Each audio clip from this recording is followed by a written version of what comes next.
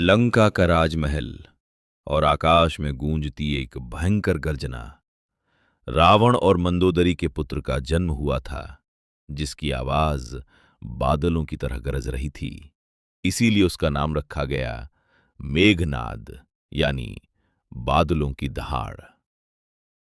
समय बीतता गया और वही मेघनाद बन गया एक अद्भुत योद्धा।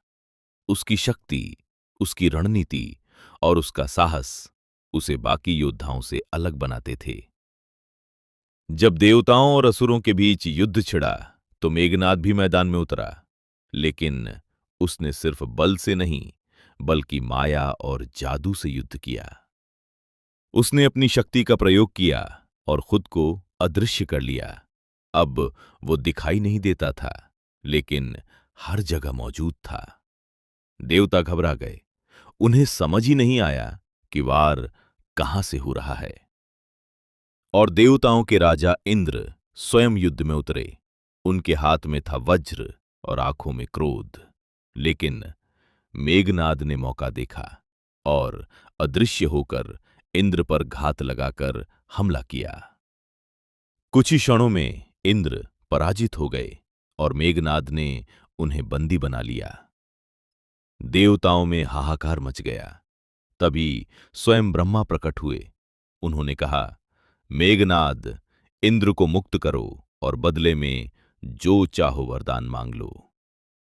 मेघनाद बोला, मुझे अमर बना दो। ब्रह्मा शांत स्वर में बोले, यह संभव नहीं है।